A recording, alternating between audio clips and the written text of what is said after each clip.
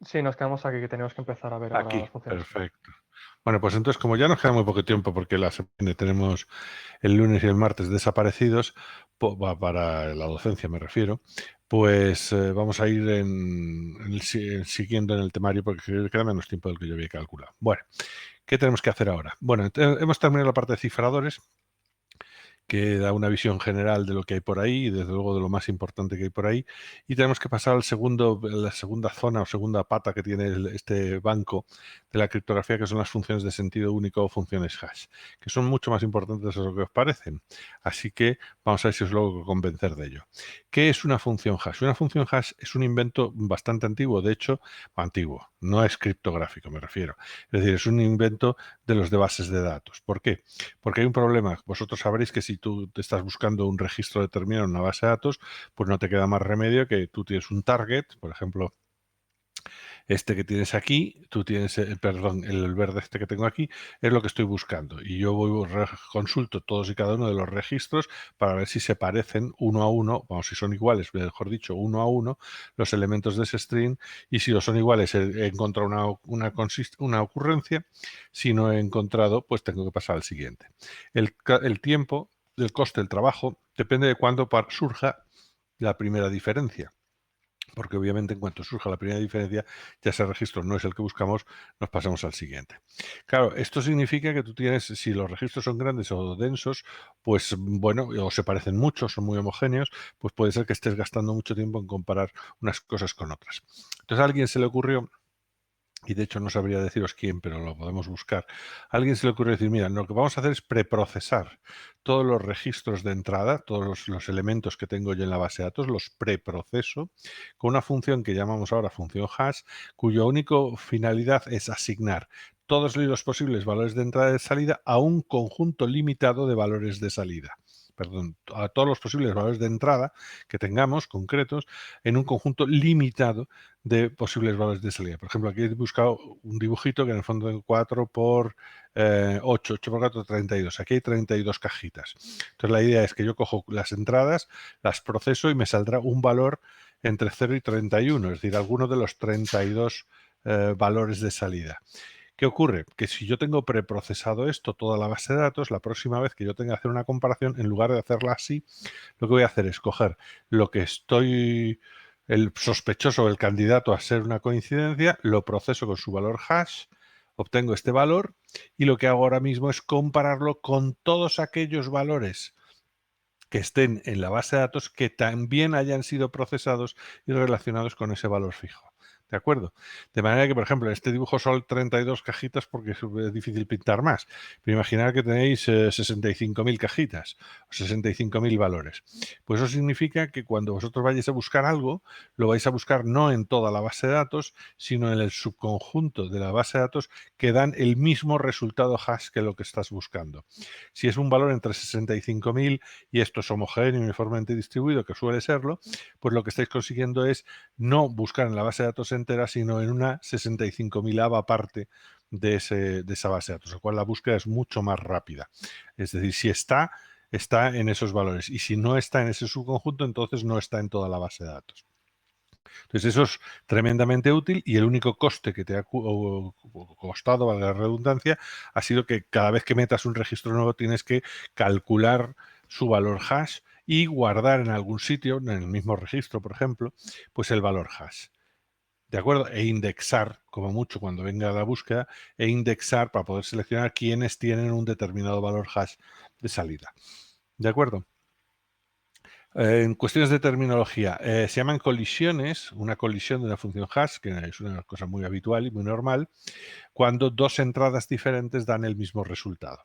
Así que cuando estamos haciendo búsquedas, lo que estamos haciendo precisamente con las funciones hash es movernos en el subconjunto de colisiones de lo que estamos buscando. ¿Vale? Eso está muy bien para las bases de datos, pero como veremos para la criptografía es todo lo contrario. Bien, vamos a ver. ¿Qué es esto de las funciones hash en el sentido criptográfico? Pues es un follón, porque en el fondo, aunque os parezca mentira, es una actividad teórica que se han dedicado durante décadas, 2 o 3 décadas, a fabricar posibles modelos de cómputo, posibles modelos de ataque, posibles modelos de todo. De hecho, ha conducido a un montón de modelos teóricos de funciones hash, que algunos os he puesto ahí todas sus siglas, para que veáis cómo le gusta a la gente tirar de acrónimos. Pero las más importantes, lo más importante de esos nombres serían, pues eso, el one-way hash functions. Y ese sentido de one-way, de sentido único, es importante. Son funciones que van a tener, o que vamos a hacer que tengan, un sentido único. Y después las collision resistant hash functions. Son las funciones resistentes a colisiones. No cambiamos el verbo. Collision Free Hash Functions, ya estamos complicando las cosas. Universal One Way Functions, pues ya estos son bastante construcciones bastante teóricas. Vale. Bueno, el caso es que lo importante de esta transparencia es primero que ha habido mucho movimiento, hay mucha teoría aquí detrás, no os la voy a contar, no os la vais a tragar, porque entre otras cosas no creo yo en ella, porque lo que sí en estos 30 años de funciones hash criptográficas civiles, lo que sí está claro es que nadie ha podido demostrar que estos objetivos de one-way hash function y collision resistant hash function puedan existir o no. Es decir, nadie ha demostrado que eso se pueda construir, ni nadie ha demostrado que no se pueda construir. Por lo tanto, si no sabemos si estas funciones existen, pues como pone aquí, es una quimera que vamos a seguir creyendo en ella y vamos a seguir buscándola. Y de hecho, los resultados experimentales, y algunos os enseñaré ahora, siguen funcionando y son útiles y se usan profusamente en el mundo digital actual. Vamos a ver, ¿qué es esto de la resistencia a colisiones? ¿Cuáles son las propiedades que tiene que cumplir una función hash? Y estas 5 cositas que veis aquí caen con bastante frecuencia en el examen. Y quiero que la gente sea precisa en las contestaciones, porque no es simplemente jugar con las palabras porque no suenen, sino colocarlas correctamente para que signifiquen lo que tienen que significar y no otra cosa. Por ejemplo, una función hash de interés criptográfico, hay otras que no lo son de interés criptográfico y siguen siendo funciones hash, una función hash de interés criptográfico debe ser pública. Pública, es decir, que no debe contener ningún elemento que sea secreto, es decir, que todo el mundo pueda calcularla, dicho de otra manera, ¿vale? El argumento de entrada de la función puede ser de longitud arbitraria, teóricamente entre 0 e infinito. Obviamente no es realista lo del infinito, pero sí lo del 0. Es decir, que tiene un valor para argumento vacío y después valores para cualquier mensaje de cualquier longitud razonable. Y el resultado, en cambio, eso es la entrada, pero el resultado, en cambio, de la función tiene que tener una longitud fija de salida. ¿Eso que os decía antes de 36 cajitas? Pues una longitud fija, con n bits. Es un bloque de n bits, que hoy en día, esto lo debemos cambiar, para que sea significativo esta función hash en criptografía, el número de bits tiene que ser superior a 224. Esto hay que actualizarlo. Vale, ¿por qué? Porque hoy en día el límite inferior de seguridad está fijado en 112 bits aleatorios y uniformemente distribuidos. Y como veremos más adelante, por un ataque, por la paradoja del cumpleaños, pues nosotros necesitamos que en la salida de la función hash tenga el doble de bits que ese límite inferior. Por lo tanto, hoy en día sería no usar funciones hash con menos de 224 bits de salida. ¿Vale? De hecho, nadie las usa. Yo creo que las más pequeñas que se usan hoy en día son de 256. Vale, estas son las 3 propiedades así de construcción. Ser pública, tener un argumento de entrada de longitud arbitraria, salida fija y mayor de 224. Eso del y mayor que 224 es muy importante, porque si no lo ponéis, que sea una simplemente longitud fija, puede ser una longitud de salida fija, pero demasiado pequeña para que tenga valor criptográfico. ¿Vale?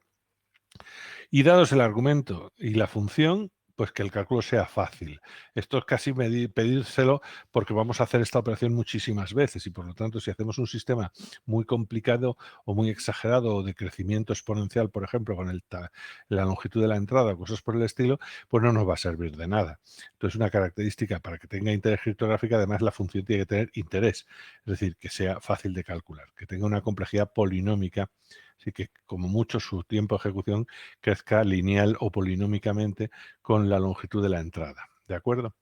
La cuarta propiedad que tiene que cumplir es que tiene que ser de sentido único.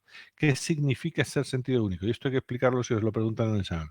Significa que sea computacionalmente imposible calcular la función inversa. De otra manera, si yo tengo este valor de salida, yo no puedo encontrar, no es que no exista, cuidado, que eso es la metida de pata que muchos hacéis y lo tengo que poner mal.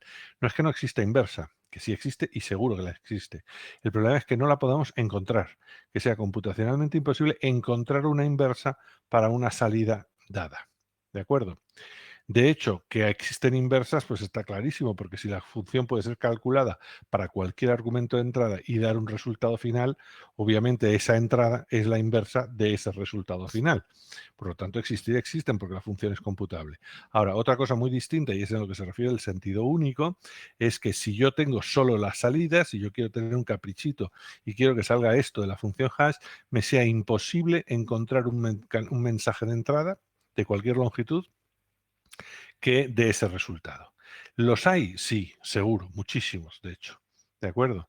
Pero que yo pueda encontrar un ejemplar de ellos es lo que no debo o lo que conviene que no pueda hacer. ¿De acuerdo?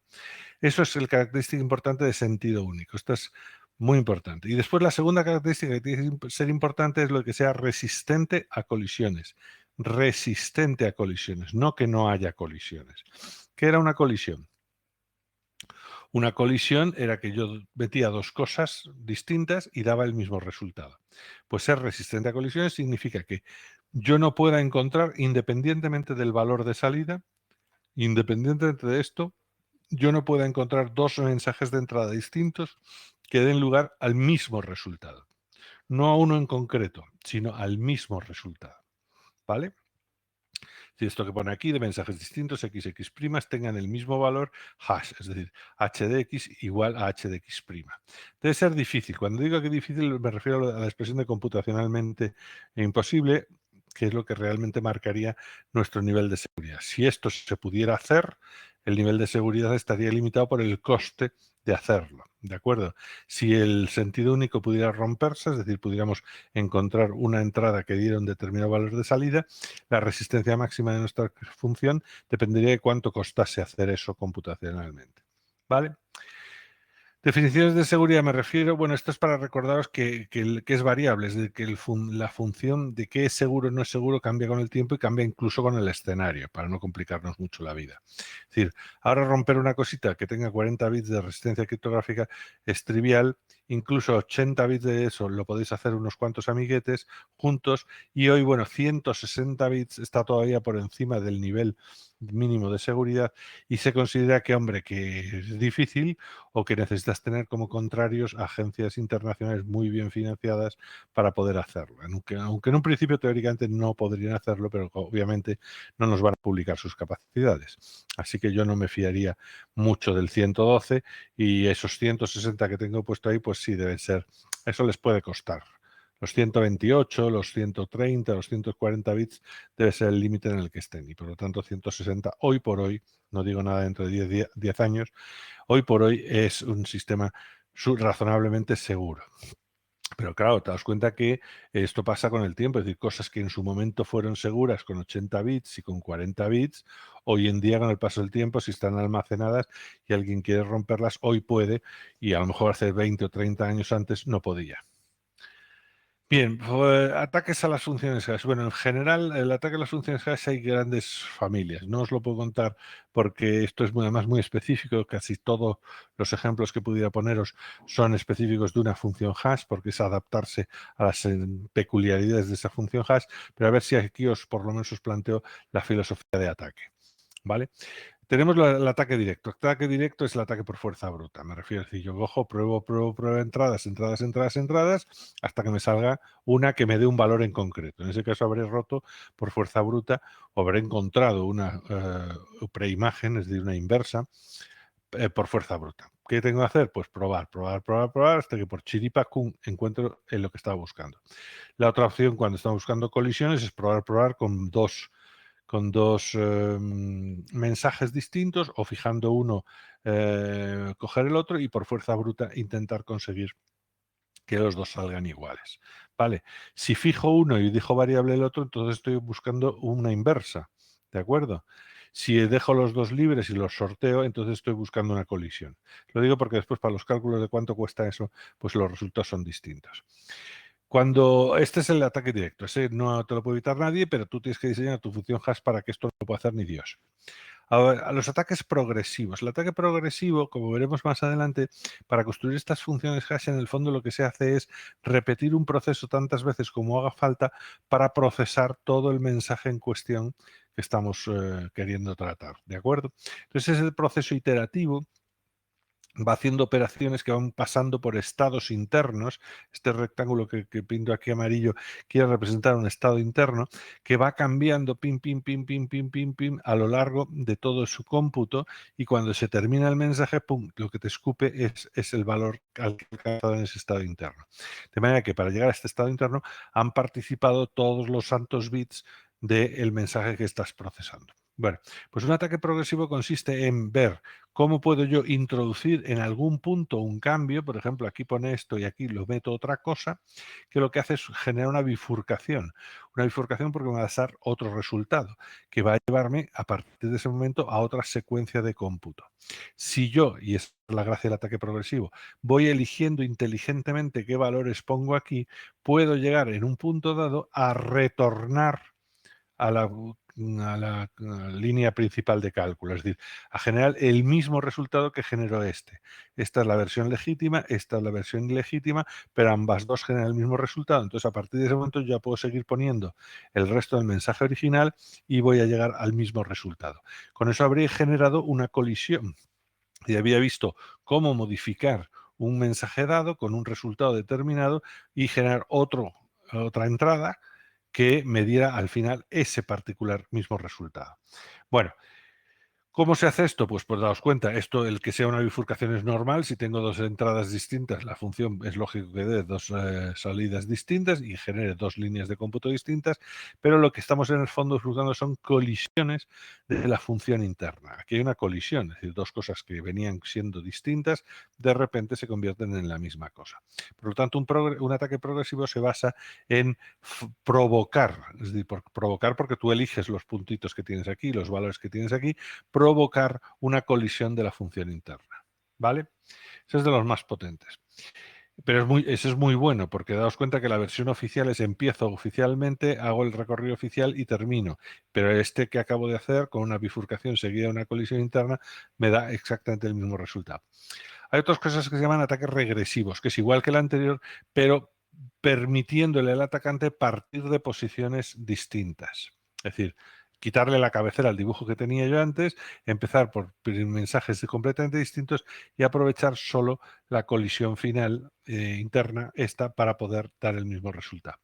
Esto es preocupante cuando se puede hacer, pero es más fácil que en el otro caso, o bueno, en el fondo es equivalente porque no necesitas tener la primera parte de esta segura. Pero claro, aquí es que yo puedo partir del valor que me dé la gana, cosa que cuando estoy aquí, en este punto aquí, no parto del valor que me dé la gana, sino de este valor en concreto, a lo cual el ataque progresivo es más complicado que el ataque regresivo a pelo. Para una definición correctamente implementada de una función hash, esto no supondría romper la función hash, pero cuando ya alguien ha encontrado el truco para poder generar colisiones internas, la cosa ya va mal para esa función hash, ¿vale? Otro tipo de ataques más modernos, incluso que os he contado, son los ataques por punto fijo. Un ataque por punto fijo consiste en que, bueno, cuando tú tienes una función que tiene una salida pequeña, una salida finita, por ejemplo, si yo tengo n bits de salida, yo tengo 2 a la n posibles valores y no hay más. Entonces, la pregunta es: si yo voy haciendo esa función que se itera, que se itera, que se itera, llega un momento en que se tiene que ciclar, es decir, que vuelve a un punto que previamente ya había visitado. Entonces, en cuanto llega a eso, ya ha caído en lo que veíamos en los LFSRs, llegamos a una variedad periódica, que es que yo es traca, traca, traca, traca, un conjunto de números que se alimentan en un ciclo, y eso es así siempre, ¿vale? Pero os daos cuenta de que aquí ese ciclo, esa secuencia de cosas que acaba ciclándose, va a depender de unos bits que tú pongas en el mensaje. Es decir, que tú tienes ciclo igual a segmento que tú puedes meter en un mensaje. Claro, si tú conoces estos ciclos y los puedes calcular, pues imagínate que tú estás calculando un hash normalito y de repente uno de los valores intermedios coincide con alguno de los bits intermedios de ese ciclo. Entonces puedes coger y sustituir este paso simple, esta única iteración, por un conjunto de iteraciones igual al ciclo completo y te va a dar lo mismo. ¿Por qué? Porque empezará en el mismo punto y termina el ciclo en el mismo punto.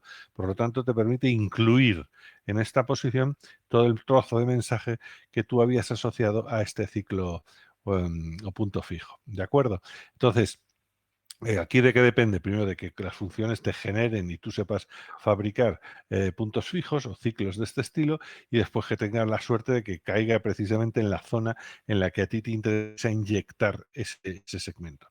Esto propiamente dicho no suele darse en escenarios de que te útiles, es decir, no suelen ser ataques útiles, pero sí son ataques. Es decir, que cuando una función hash alguien puede hacer esto, aunque sea con costes computacionalmente elevados, esa función hash hay que ir pensando en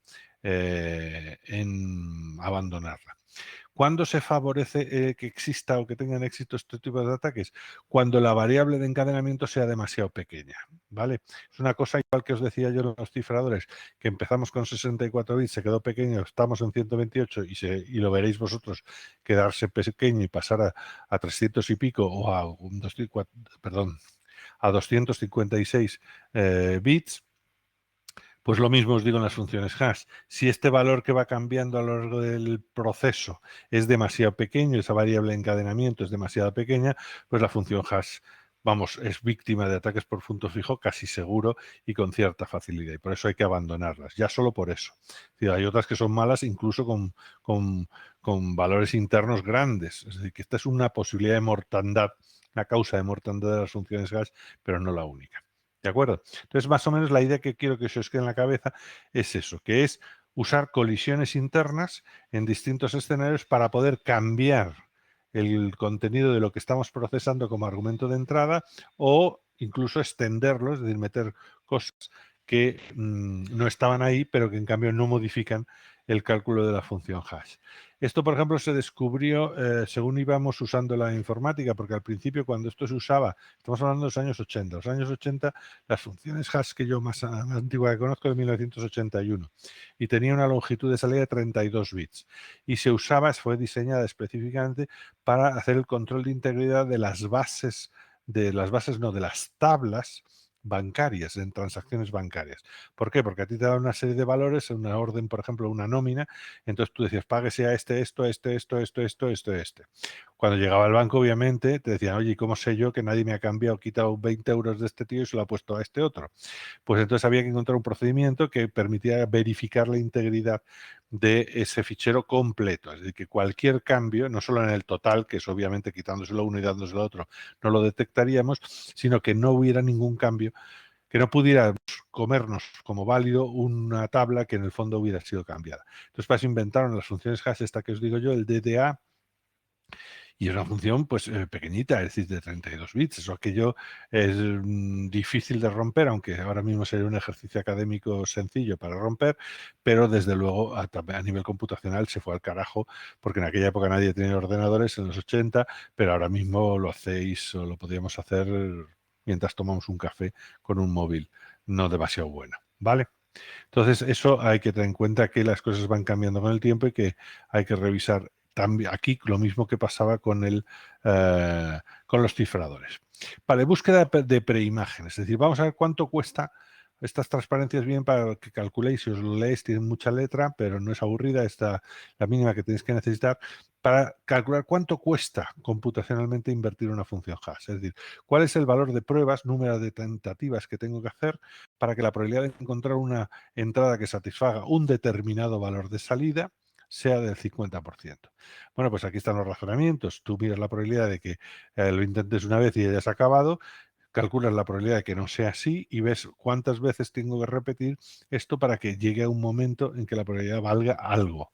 Entonces aquí, en el caso de la función que estaba buscando es esta de aquí, la probabilidad de que haya coincidencia en K intentos, estas son las veces que tú has intentado con distintas entradas ver si dan un determinado resultado de salida, es este.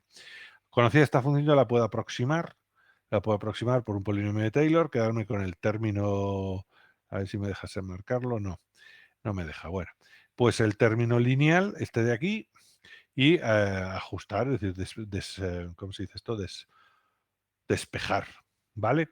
En vez de poner este elevado acá, esta potencia, me quito la potencia, me quedo con el término lineal y me resulta que esto es igual a K partido por M. Es decir, que para que la probabilidad sea 0,5, K tiene que ser directamente la mitad del número de posibles valores de salida. ¿Vale? Este M es el número de posibles valores de salida. ¿Cuántos son los posibles valores de salida de una función hash que tenga un bloque de n bits? Pues tengo 2 a la n posibles valores de salida. ¿Cuántas veces tendría que probar para que tenga una probabilidad del 50% de haber encontrado lo que buscaba? Pues 2 elevado a n menos 1. Es decir, por ejemplo, para una función hash de 128 bits, que ahora ya no son seguras, pero veremos por qué, yo obtengo un resultado. Ahora, ¿cuántas veces tengo que probar para encontrar o tener una probabilidad del 50% de encontrar una solución que coincida con ese valor? Pues 2 elevado a 127. Es decir, el coste de invertir una función hash de 127 bits, buena, criptográficamente chula, resistente, es de 2 elevado a 127. En los tiempos en los que un nivel de computacional de 2 al 127 sea grande, pues entonces esa función es segura. Si llegamos algún día en que ese nivel de complejidad no sea suficientemente grande, pues entonces habrá que abandonarla porque dejará de ser segura. ¿Vale? Coste para invertir una función hash criptográficamente segura igual a la mitad de posibles valores de salida. O dicho de otra manera, 2 elevado a n menos 1. Si es de 128 bits, será 2 elevado a 127. Si fuera como las modernas, de 256 bits de salida, pues resulta que el coste sería el 2 elevado a 255. Vale. Entonces, primer umbral de seguridad. Otra situación que nos interesa es la quinta que decíamos, que fuera resistente a colisiones. Entonces, la pregunta es, ¿cuánto nos cuesta encontrar una colisión? Entonces, encontrar una colisión que era encontrar dos entradas que dieran el mismo valor de salida, sin poner restricciones sobre cuál es ese valor de salida. Entonces hay una paradoja que se llama paradoja del cumpleaños, que seguro que os la han contado en alguna otra ocasión, porque, bueno, si no os la repito, es decir, la paradoja del cumpleaños es de cuánta gente tiene que haber en una sala para que con una probabilidad de mayor del 50% o del 50%, haya dos personas que cumplan años el mismo día del año. Claro, es que daos cuenta que nacer en un año, en un día del año, el año tiene 365 días, la inmensa mayoría de las veces, pues es una función hash en la cual nos ubica a todos nosotros, independientemente del año en que hayamos nacido, nos coloca en una de esas 365 casillas. Entonces la pregunta es cuánta gente tiene que haber para que eso sea posible. Bueno, probable más que posible, porque posible es a todas luces posible. Entonces, aquí en esta transparencia os viene cómo se resuelve este problema. Es decir, ¿qué pasa si yo tengo la sala vacía? Pues entra el primer tío-tillo, persona humana, y tendrá un día de fecha de cumpleaños. Ese día queda elegido. El segundo, pues el segundo puede elegir, para que no haya coincidencia, entre las n-1 posibilidades siguientes. El tercero, entre las n-2 posibilidades siguientes. Es decir, yo voy calculando cómo se va reduciendo el número de posibilidades que tengo para que no haya esa colisión. Porque en matemática discreta de estas o matemática combinatoria, tú puedes calcular una función porque enfocándolo desde el punto de vista de que se verifique o desde el punto de vista de que no se verifique y después restárselo a la unidad, que es lo que estamos haciendo aquí. Este va calculando las posibilidades que hay sin que haya colisión versus las posibilidades de que sí la haya. Entonces llegas a esta función, es decir, fracción de posibilidades de elección dividido todas las posibilidades de elección que tengo menos partido, mejor dicho, al revés. El número de colisiones sin que haya repetición partido por el número de selecciones posibles te da la probabilidad de que no haya una colisión en el reparto que estás haciendo. Luego la probabilidad de que sí la haya es 1 menos esa función. Bueno, pues lo mismo, aquí es que se me abre esto de aquí para marcaros esta que es la función que es importante, muchos factoriales por aquí, pero puedo hacer lo mismo. Cojo esa función de factoriales, la desarrollo y me quedo con la versión lineal más sencillota, que es esta de aquí abajo. ¿De acuerdo? Entonces, por ejemplo, en el caso de los 365 días del cumpleaños, con solo 23 personas, ya hay una probabilidad mayor igual al 50% o mayor de que 2 de ellas cumplan años el mismo día del año. ¿Vale? Pues este razonamiento que aquí hemos llevado aquí, lo único que aparece es el 2 este que tenéis aquí. No, eso no viene ninguna transparencia. Bueno, pues es este, no queda entonces tan claro con esta transparencia. Si seguís el razonamiento, al final lo que os queda es el número del exponente, lo que teníamos en el exponente, partido por 2. Dicho de otra manera, para encontrar una colisión en una función hash que tenga, por ejemplo, 128 bits de salida, el coste computacional es probar 2 a la 128 partido por 2, es decir, 2 a la 64. Esas son el número de veces que tengo yo que probar con una función de 128 bits de salida para encontrar una colisión con una probabilidad superior al 50%. ¿Vale? No te estoy diciendo que la vayas a encontrar, estoy haciendo una evaluación estadística, una probabilidad de que las cosas ocurran, no una certeza de que ocurran. Puede darse antes y has acabado, o puede darse mucho después. Pero en promedio, cuando tú ya estás alrededor de la mitad de las posibilidades que tiene, de los bits, perdón, que tiene, entonces ya casi seguro que vas a encontrar o has encontrado una colisión en esa función hash. Claro, ¿por qué, por ejemplo, cuál es la resistencia computacional? Es decir, ¿cuánto cuesta encontrar una colisión en una función de 256 bits de salida? Pues sería 256 bits partido por 2, que son 128. Es decir, que el coste computacional de encontrar una colisión en una función de 256 bits es 2 elevado a 128. Claro, aquí hemos visto dos máximos. Hemos visto el coste computacional de invertir la función y el coste computacional de encontrar una colisión. Entonces, ¿cuál de los dos determina la seguridad de la función? Pues el más fácil para el atacante, que es encontrar una colisión. Por lo tanto, una función criptográfica es segura o es interesante desde el punto de vista criptográfico si la capacidad o el coste computacional para encontrar colisiones es computacionalmente imposible. Porque lo fácil es encontrar colisiones, no encontrar inversas. Eso es mucho más complicado, como habéis visto. Es decir, mientras que en una de 128 bits encontrar colisiones tiene una complejidad de 2 a la 64, encontrar una inversa para esa misma función es 2 elevado a 127, que es muchísimo más grande que 2 elevado a 64. ¿Vale? Por lo tanto, la parte débil de las funciones hash, de las 5 condiciones que yo le pedía, era la resistencia a colisiones. Y eso es lo que marca cuántos bits tiene que tener el bloque de salida. Os había dicho que hoy se consideraba 112 como seguro, pues el doble de 112 son 224 y por eso ese n tenía que ser mayor o igual que 224 y no de 160, que está puesto de cuando el umbral estaba a 80 bits. ¿Vale? Lo queda claro esto porque sí os puede caer, es decir, primero os pueden preguntar por las propiedades, os pueden preguntar, os van a pedir en conjunto o en separado qué coño es eso del sentido único. Y hay que cuidarse mucho las palabras para decirlas bien, no que no exista inversa, sino que no sepamos calcularla.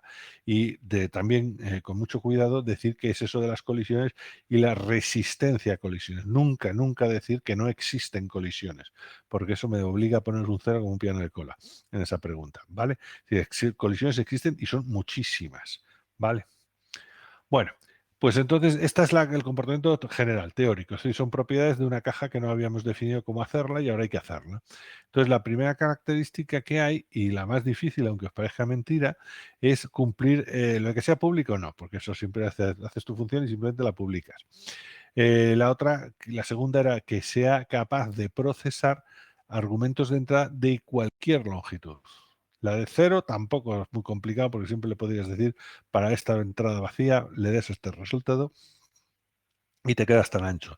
El problema era cómo hacer un sistema para que pudieras procesar mensajes de cualquier longitud. Entonces, muy informáticamente, yo no sé si no creo que haya ningún otro proceso general y universal. La única solución para eso es un proceso iterado. Iterado en el sentido de que haces una operación tantas veces como haga falta para conseguir el objetivo final. Entonces, yo, por ejemplo, aquí, primera cosa, yo puedo generar una función, puedo inventarme una función que tenga un número de bits de entrada, el argumento de entrada tenga un número de bits mayor que la salida. Es una función de compresión, pero no cojáis lo de compresión en el sentido de que sea reversible, es decir, que yo pueda de este valor de salida reconstruir la entrada. No, no. Esta función de compresión es una función hash pequeñita, en el sentido de que entran más bits de los que salen. ¿Vale? Pero claro, esta función sí, como sí sé, puedo hacer fijo cuál es el argumento de entrada, yo esta función sí la puedo implementar, ¿vale? Entonces la idea original fue haga usted lo siguiente, coja esta función, diséñela, utilice parte de los bits de la entrada como variable de encadenamiento que va a ir arrastrándose o conectando entre sí todas las iteraciones, y el resto, estas n que tengo yo aquí, pues vénganse a un bloquecito que viene del mensaje original que estoy procesando. Yo lo proceso, pum, actualizo el variable de encadenamiento, y si todavía me quedan más bloquecitos que procesar y digerir, pues los voy digiriendo uno detrás de otro hasta que se acaba. Claro, la primera condición es que como estoy trabajando en bloquecitos y tengo que usar mensajes de cualquier longitud o procesar el mensaje de cualquier longitud, lo más probable es que el último bloque no quede completo. Es decir, que yo puedo ir cogiendo bloques completos hasta el último, que probablemente no es completo. Entonces es lo que se llama extensión del bloque o extensión del mensaje, padding en inglés, ¿vale? Entonces hay que ver una regla para poner cosas aquí. Las reglas inicialmente, la más sencilla y la más tonta, fue decir, bueno, pues lo llenas de ceros y procesas el último bloque y te quedas tan contentos. Esta incumple por diseño el principio de colisiones. ¿Por qué? Porque aquí sería trivial encontrar la colisión de dos mensajes. Bastaría coger el mensaje tuyo, el original, el que tú quieras, y calcular su valor hash y calcular ahora el valor hash de ese mismo mensaje con un cero puesto detrás. Como son incompletos, va a ser completado con ceros. En el fondo, el mensaje extendido va a ser el mismo en los dos casos y, por lo tanto, el resultado sí o sí va a ser el mismo. Lo cual es lo que es una colisión by default, es decir, no hay tantas colisiones como ceros tenga que poner yo para extender el mensaje. Luego eso fue una metedura de pata. Pero la hicieron, ¿eh? La hicieron. Rápidamente dijeron, no, vamos a marcar dónde termina el mensaje y dónde empieza la extensión. Entonces dijeron, haz un 1 seguido de tantos ceros como haga falta para completar ese bloque. Entonces tú puedes saber que el último 1 que veas no es parte del mensaje. ¿Vale? El último 1 de este mensaje extendido, de este bloque extendido, lo has puesto tú. A lo cual con ese 1 que estás poniendo ahí, tú estás marcando exactamente dónde empieza la extensión y dónde termina, por lo tanto, el mensaje. Ahora esto ya no es tan fácil, perdón, no es tan fácil de romper, ¿vale? Porque si en este caso hicieras lo de antes, cogías el mensaje original y le pusieras un 0, muy bien, no pasaría nada. Habría un 0 delante de este 1, sería un 0, 1, 0, 0, 0. Este 1 se habría desplazado una posición a la derecha y tendrías un mensaje distinto que este que tienes aquí, que es el 1, 0, 0 directamente. A lo cual ese bit que se va a mover, es el espaciador, por llamarlo de alguna manera, que tienes ahí, pues iba a hacer que los mensajes fueran distintos y los resultados fueran distintos. ¿Vale? Y la tercera opción, que ya fue un refinamiento posterior, fue por la aparición de lo de los ataques por puntos fijos. Entonces alguien se dio cuenta de que esos ataques por puntos fijos no los puedes resolver de ninguna manera, a menos que aproveches una cualidad que tienen, y es que el punto fijo suelen ser un montón de iteraciones, ¿vale? Para que se pueda producir ese ciclado. Entonces, cuando tú haces ese ataque, resulta que tienes una colisión de dos mensajes, uno normalito y otro inmensamente grande, pero mucho más grande, ¿de acuerdo? Entonces, como no puedes evitar la colisión por punto fijo, porque el punto fijo es indetectable, pues lo que dijeron es, bueno, esto lo resolvemos apuntando en algún sitio la longitud del mensaje que estamos procesando, el nuestro, el verdadero, el auténtico. Entonces, una forma de extensión de las funciones hash modernas, de hecho esto es como se hace, es un 1 seguido de tantos ceros, como haga falta, pero reservando, concretamente la versión actual, 64 bits finales del bloque expandido este. ¿Vale? Y en estos 64 bits se coloca la longitud en bits del mensaje original. Si, por ejemplo, si fueran 15, pues entonces aquí tendrías que poner en esos 64 bits correctamente formateado, de más significativo a menos significativo, de izquierda a derecha, tendrías que poner los 15, el valor 15 en hexadecimal, porque son 15 el número de bits que tenía el mensaje. ¿De acuerdo? Y ya tú marcarás el bit 16 será este, el 18 y así sucesivamente hasta que se completa el mensaje. Incluso alguno de vosotros debería haber caído en la cuenta de qué pasa entonces cuando por casualidad el mensaje es de la misma longitud que el bloque, es un múltiplo entero, mejor dicho, de bloques. Bueno, pues en ese caso las normas dicen que te extiende incluso el último bloque. ¿Vale? Tú coges y aunque tengas por chiripa una longitud que es múltiplo entero de la longitud del bloque, pues tú coges y al final le pones un bloque extendido que es el primer bit es el 1 seguido de ceros y le apuntas la longitud en bits del mensaje original, no del extendido, cuidado, del original. Y con eso ya extendido vas y calculas la función hash. Esta forma de operar es la que te dice cómo calcular el mensaje vacío. El mensaje vacío dice, pues no tengo ningún bloque que meter. Sí, sí, tú siempre tienes un bloque que meter. ¿Por qué? Porque cualquier mensaje, aunque su longitud sea un múltiplo entero de la longitud del bloque, en ese caso sería el múltiplo cero, pues tú le añades un bloque de expansión y pondrías un 1, ceros suficientes y en los 64 bits restantes pondrías la longitud del mensaje vacío, que es todo cero. Por lo tanto, el procesar un mensaje vacío en una función hash actualmente es procesar el bloque 1 seguido de todos ceros. ¿De acuerdo?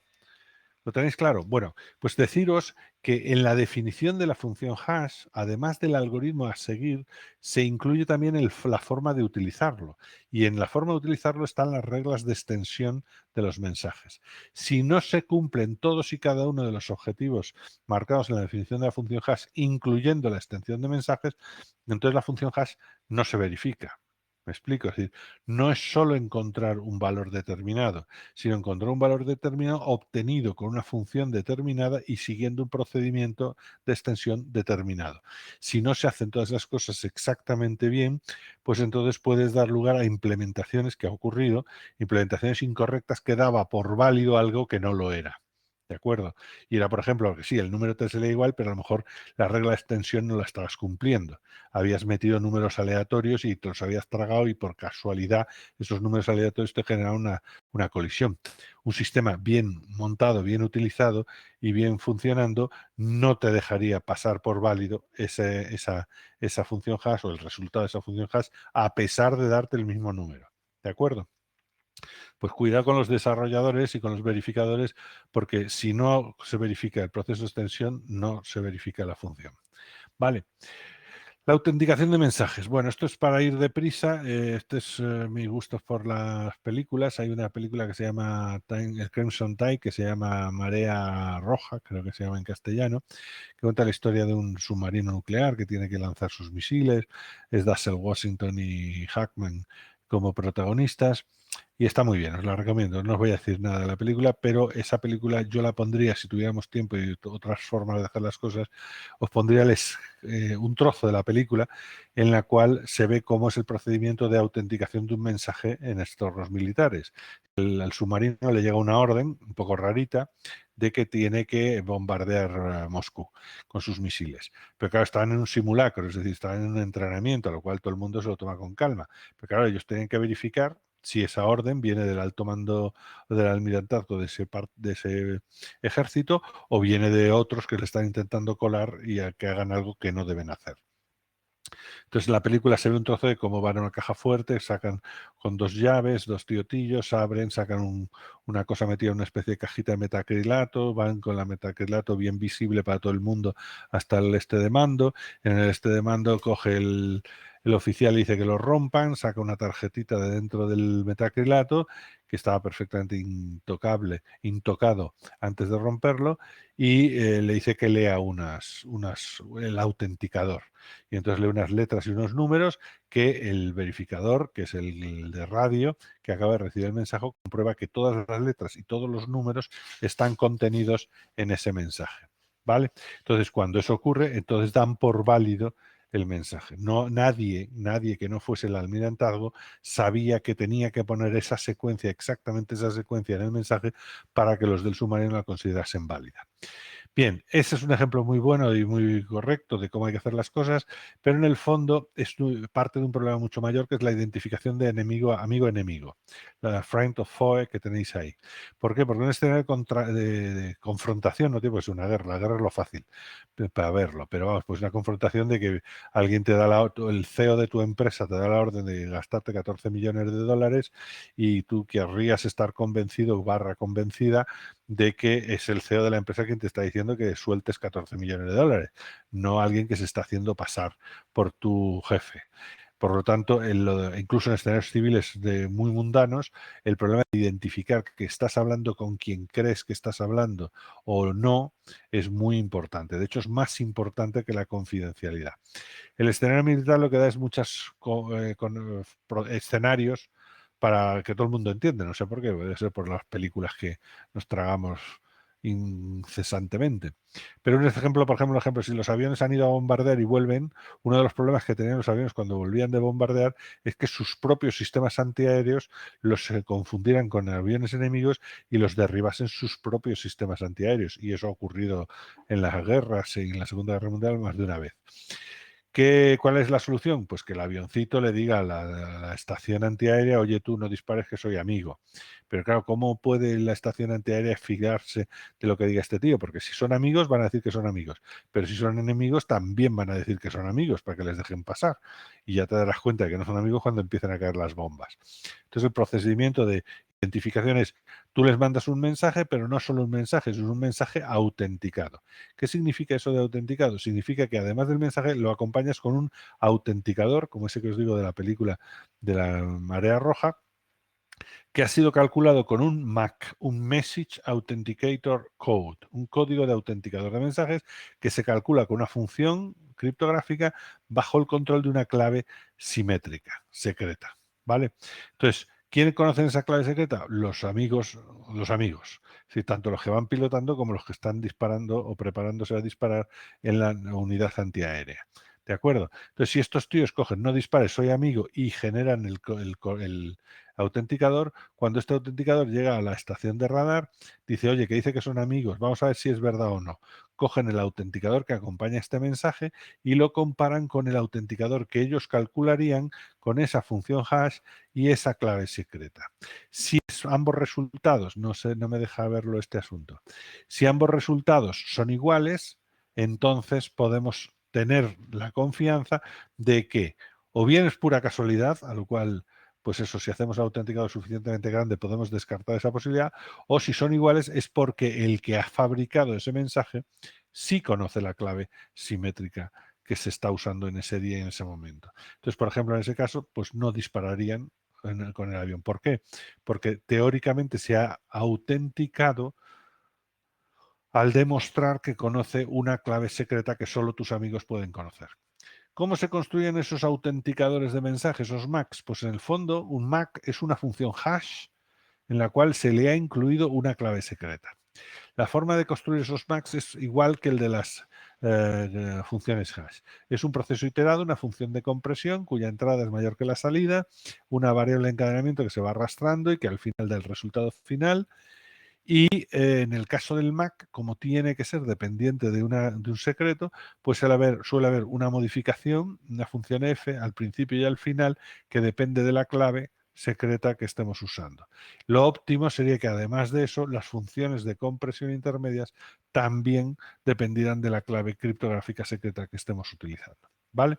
Entonces, en un Mac es una función hash que tendrá un valor inicial, una clave y el mensaje que queremos procesar. Y escupe un resultado final, que es esto que llamo yo Mac, que es este rectangulito verde que tenéis aquí puesto. ¿Vale?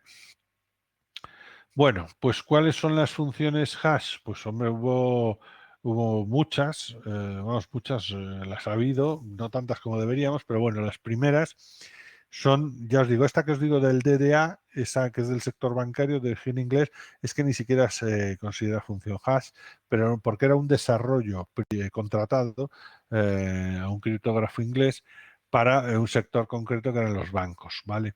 Pero en los años 90, con la euforia de la criptografía civil, hubo gente que empezó a fabricar funciones hash. De hecho, uno de los dos señores que más activos fue el señor Ron Rives, que ya lo habéis conocido porque es padre del RC5 y del RC4, y empezó con la serie MD, Message Digest. Es decir, que en aquel momento en inglés utilizaban la expresión digest como digestor de mensajes, que es lo que hace la función hash, ¿vale? Entonces, este señor, de hecho, lanzó en 1990, como parte de esos RFCs que veis ahí, el 1186 y la revisión de 1320, una que llamó MD4, pero no era la primera que hacía. Existe otra que es la MD2, que yo ya no la explico porque es tan antigua, es muy bonita, pero tiene otra base de diseño distinta a la que os voy a contar ahora, que no tuvo éxito, es decir, simplemente se abandonó, pero este señor ya hacía esas funciones hash. Lo que pasa es que hizo esa, dijo, no, vamos a hacer otra, que la llamó MD4, la MD3 que yo sepa no existe, y la presentó públicamente en esos RFCs, Request for Comments. El resultado de esta MD4 es una función hash de 128 bits. De hecho, el valor de la MD4 para la cadena vacía es este que tenéis aquí en hexadecimal. Es una función rápida en software. ¿Por qué rápida en software? Porque fue diseñada para utilizar operaciones nativas de los procesadores de 32 bits de entonces, ¿vale? Entonces era una cosa perfectamente adaptada a las arquitecturas de los años 90. Por ejemplo, ahora mismo en una arquitectura de 64 bits se podría hacer, pero ya perderías la mitad del registro. Vale. ¿Qué ocurrió con MD4? Con MD4 y sin explicación pública ninguna, este señor un año después, o dos, creo, no, un año por ahí, en el 91, decidió publicar otra función que llamó MD5. Y no explicó por qué, ¿vale? Pero el caso es que rápidamente se desvinculó, desaconsejó, descontinuó, como lo queréis llamar, la MD4 y dijo que la que había que usar era la MD5. Sin decir por qué, ahora veremos por qué. En cuanto, obviamente, como esto era público, en cuanto se publicó, pues hay gente que le gusta romper cosas. El de Emboer y Anton Boselers, pues se dedicaban, entre otras cosas, los dos son de la universidad, eran por lo menos entonces de la Universidad de Lovaina, de Leuven, de la Flamenca, que es también donde estaban los padres de Laes. Pero bueno, todo queda en el mismo grupo de investigación. Este señor, el Anton Boselers, que también le conozco yo, pues resulta que este era lo que le gustaba a él más que un tonto, era la implementación en C y en ensamblador de programas criptográficos o programas de ataque criptográfico o funciones. Entonces este hombre se puso a trabajar, a atacar las funciones MD4, de hecho consiguió encontrar colisiones en las dos últimas etapas, de tres que tiene,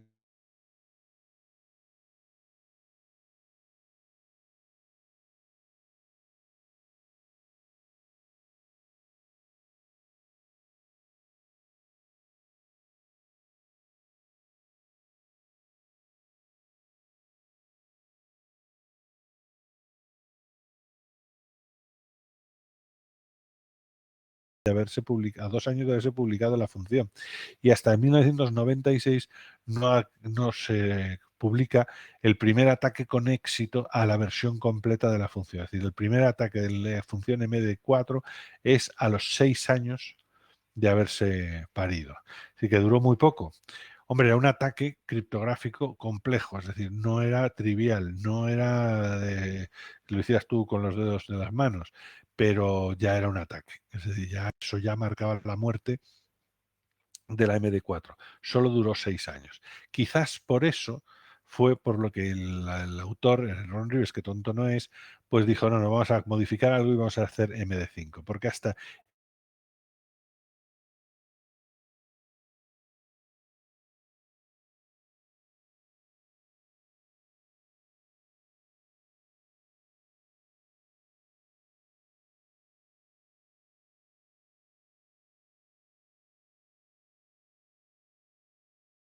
escueto, porque simplemente lo que hicieron es publicar colisiones de todas las funciones que había en ese momento, de la MD5, de la SHA, por supuesto la MD4, pero eso ni le prestaron interés, la RIP-MD, que también es una versión extendida o con anabolizantes de la MD4, se las cargó todas. Entonces no explicaron en esa conferencia cómo lo habían hecho, se lo hicieron unos meses después, pero con eso lo presentas y todo el mundo dice, venga, calcule y verá que esto es una colisión.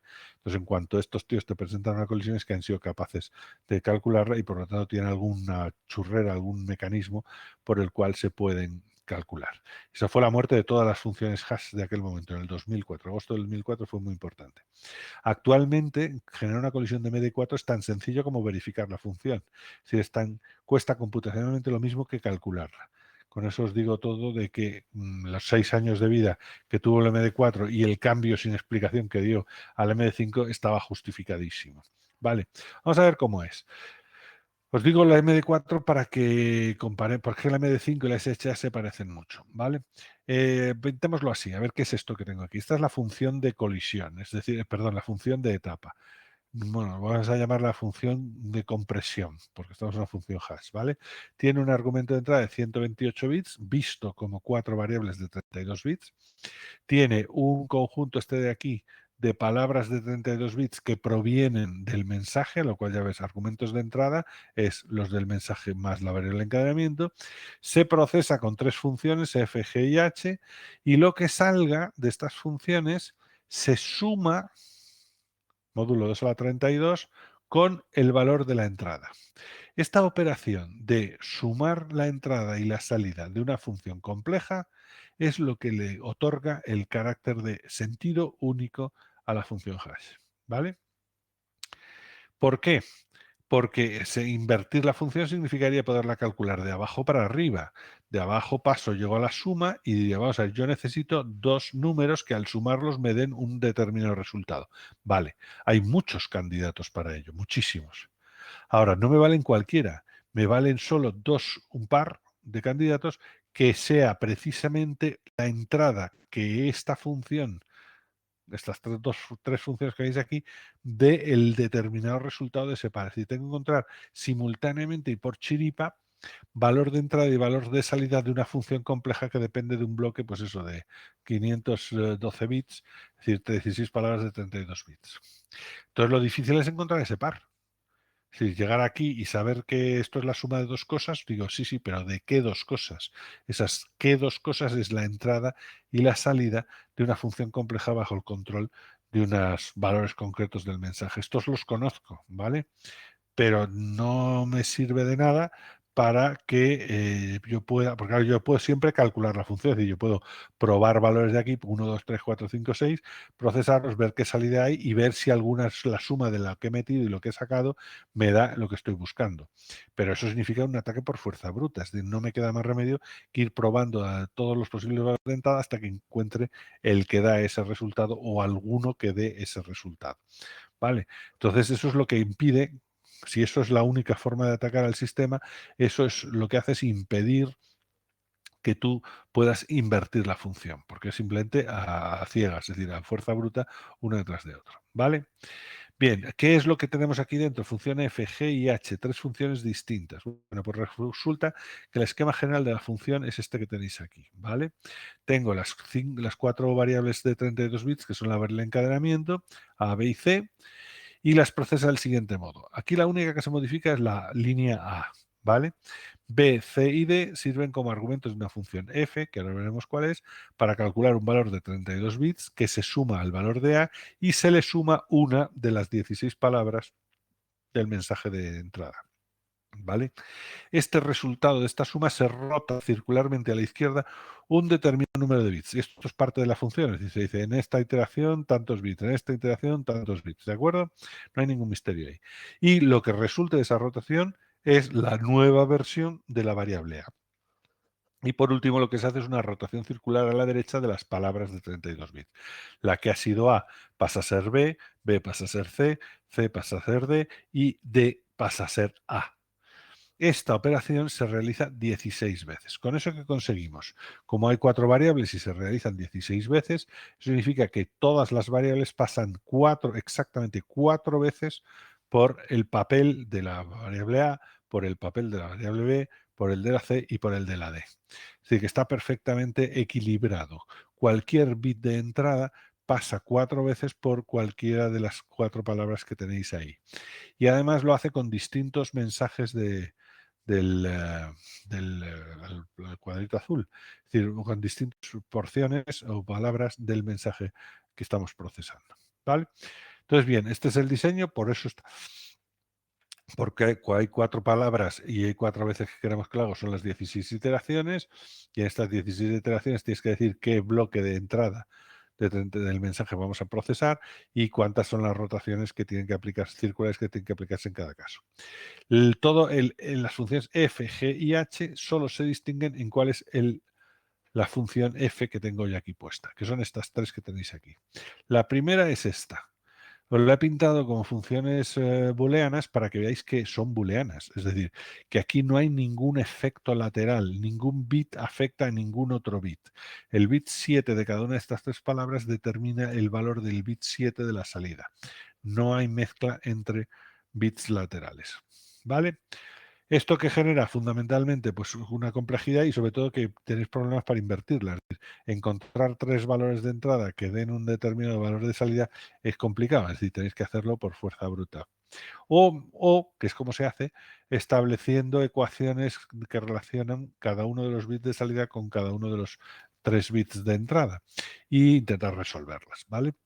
Después, la siguiente fase es la G, la función G, que también vuelvo a pintarlo, tiene 3 variables de entrada, una de salida, también tiene un fuerte componente binario, que es este de aquí, pero tiene una ventaja, o tiene una cualidad, que al final lo que sale aquí se lo suma con esta constante, 5A, 82, 79, 99.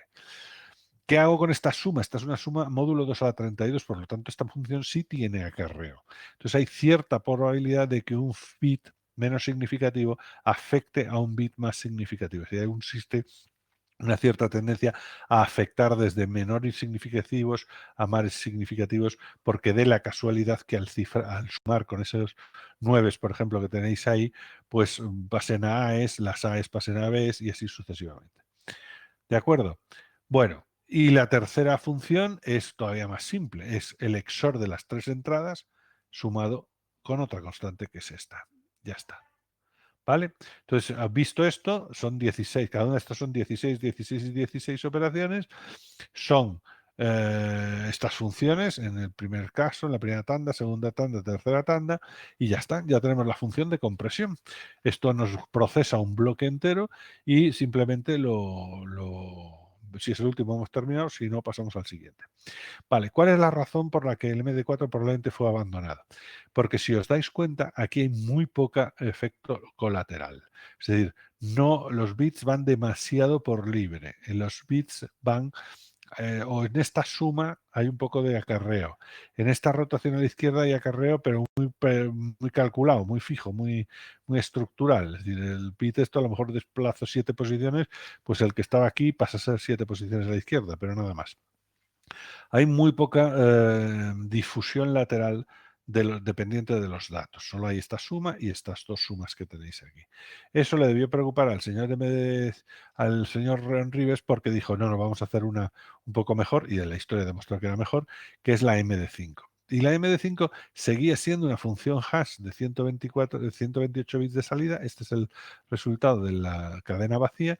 Y la única diseño esta es la estructura interna de M5 y veis que es igual que la MD4, sigue el mismo truco para obtener el sentido único, es decir, sumar la entrada y la salida de una función compleja, sigue usando 16 palabras de 32 bits cada uno de ellos. Lo que ocurre es que aquí tengo 4 funciones, no 3. ¿Vale? Vamos a ver qué pinta tienen estas 4 funciones. Pues mira, es bastante parecido, aunque no igual, que lo que teníamos. Seguimos teniendo 4 variables, una de ellas es la que se modifica, estas 3 sirven como argumento de la función phi, en esto no hemos cambiado, que se suma con el bloque que corresponda de mensaje, se rota circularmente a la izquierda un número concreto y primera novedad, se incluye una suma más en la cual es b el que vuelve a sumarse aquí. O sea, B actúa a través de esta función con sus C y D como compañeros y actúa directamente, perdón, y actúa directamente sumándose con A. Y al final, intercambio de bloques aquí. 4 funciones, esto también se hace 16 veces, lo cual es simplemente para lo que os decía antes, que cada bit de entrada juegue 4 veces el papel de A, 4 veces el de B, el de C, el de D, y no haya preferencias ni sesgos o mayor potencia de acción de un bit sobre otros bits, ¿vale? Entonces, lo primero que hacemos es, las funciones cambian, estas funciones ya no las llamo f, sino phi, y hemos metido esta suma de aquí. Cuando voy a mirar cuáles son las 4 funciones phi, pues os las presento, son estas. Y si lo veis, pues tampoco hemos ganado nada. Es decir, más o menos siguen siendo muy binarias, pero todas ellas tienen a la salida una suma. Es decir, a la salida de aquí hay una suma con unas constantes, estas THKs, TFs y TGs, unas constantes que son distintas para cada una de las 16 iteraciones. Si no recuerdo mal, están relacionadas con la parte decimal del seno de pi o algo por el estilo. Una de esas cosas que tampoco es sospechosa. ¿Y por qué están metidas? Todas tienen sumas y todas tienen sumas con valores distintos, precisamente para favorecer la dispersión lateral del efecto de un bit sobre los cercanos. ¿Vale? El truco que usa, porque eso es lo que tienen los procesadores de aquella época y los de ahora también, es la suma. Entonces dice, bueno, pues venga, en la función de acarreo que haga de difusor de menos significativos a más significativos, que eso está mal, porque, bueno, mal, es decir, no es lo ideal, porque es asimétrico, es decir, tú puedes el desbordamiento siempre para arriba, los cambios, no para abajo, ¿de acuerdo? Entonces ahí esa pequeña asimetría no es buena en criptografía, pero bueno, es lo que había y es lo que pudo explotar.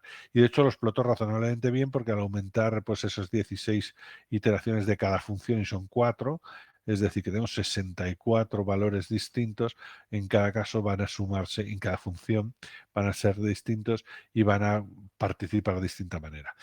Si lo veis, las partes binarias en el fondo no cuentan nada, incluso volvemos a tener la del XOR de aquí, y esta que es una función pues tampoco aporta nada del otro mundo. Vale, esto empezó en el 91 y murió oficialmente en el 2004. ¿Vale? Tercera función que nos tenemos que tratar, la función SHA. SHA aparece poco después del MD5 porque la administración americana en ese año, en los años 90, se estaba dando cuenta de que ya había criptografía civil muy buena, había una criptografía asimétrica que ya hablaremos, el RSA, que permitía hacer cifrados asimétricos muy chulos, que si se hacía bien no se la podían saltar ni ellos, y ellos estaban muy preocupados en que se popularizase el uso de la criptografía asimétrica. ¿Vale? Pero no podían evitarlo. Es decir, no podían evitarlo porque ¿cómo evitas tú que la gente piense? Algunos dirán que hay posibilidades, pero en circunstancias democráticas no las hay. Y otra de las cosas que no podían hacer era prohibir legalmente la criptografía asimétrica porque en aquel momento ya estaban haciendo el comercio electrónico. El comercio electrónico pasa por firmar contratos y eso pasa por tener un sistema de firma digital. El RSA, como veremos, por naturaleza, te dota de un sistema inambiguo, en el sentido que puedes cifrar y puedes firmar con el mismo algoritmo, usado de distintas maneras, claro está. Pero, claro, eso les molestaba bastante.